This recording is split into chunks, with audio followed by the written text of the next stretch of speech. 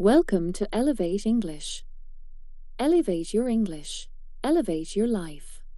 If you found this video informative, please like, share, and subscribe to the Elevate English channel. Let's start our story.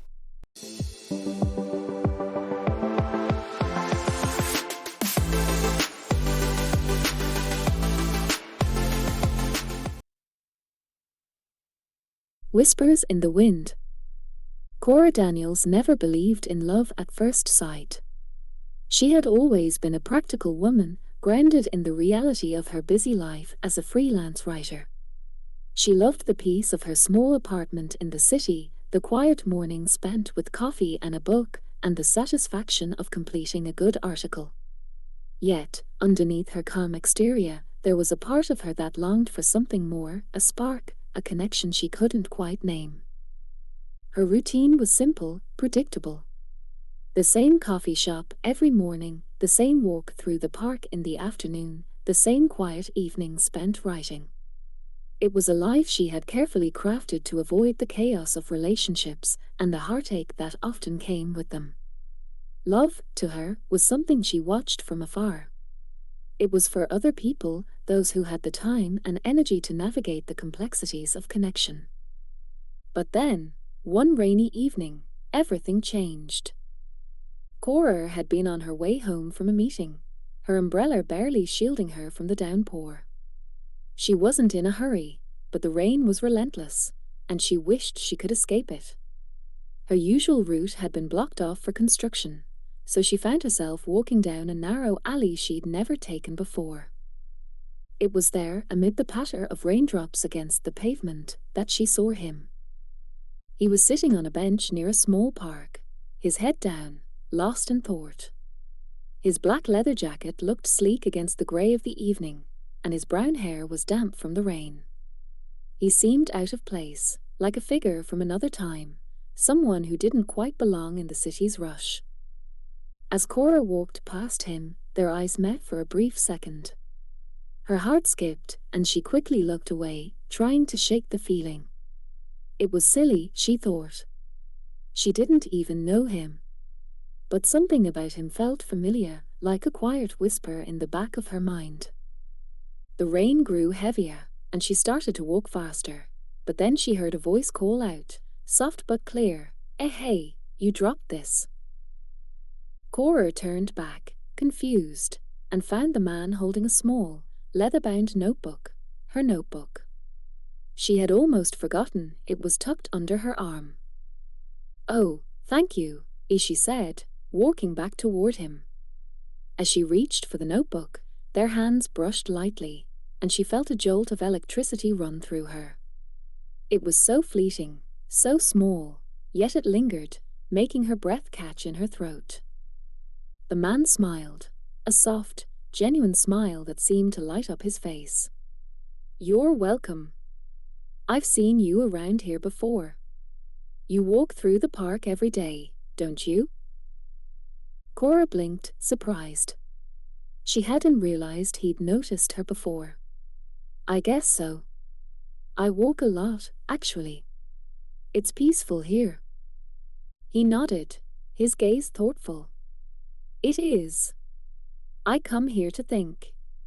Something about the air, the rain, it clears the mind." They stood there for a moment, an awkward silence hanging between them. Cora wasn't used to these kinds of interactions, spontaneous, unplanned.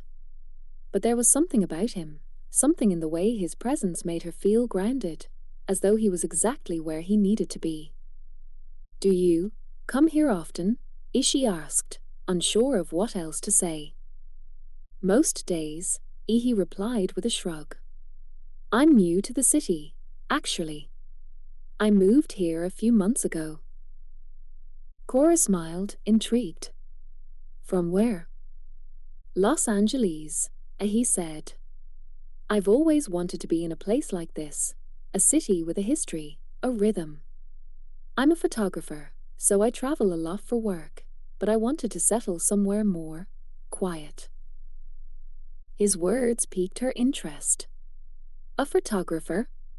That sounds fascinating.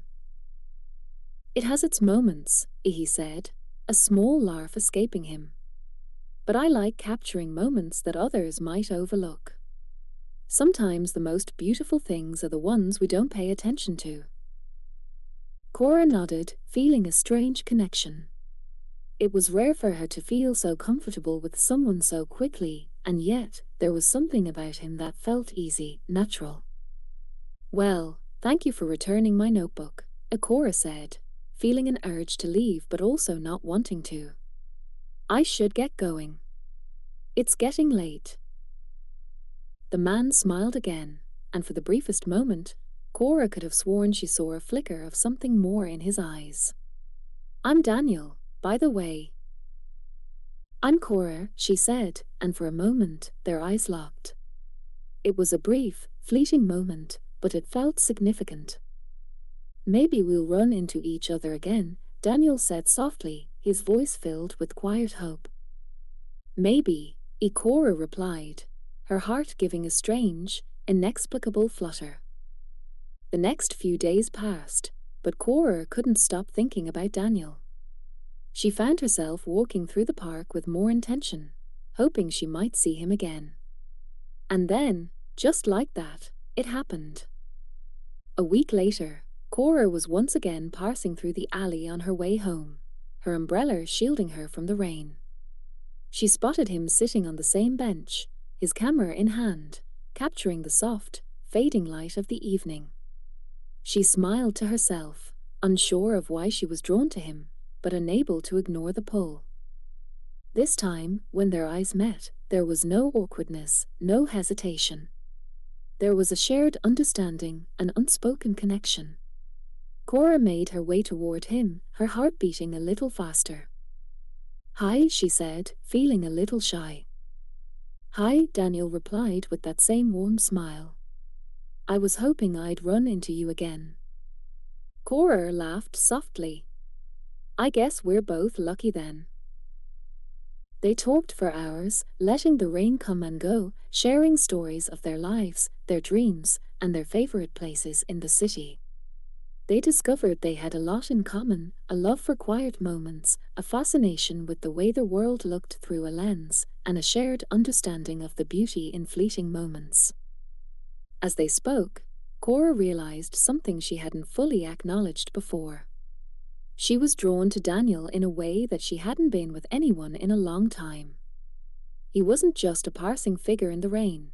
He was someone who made her feel seen, heard, and understood.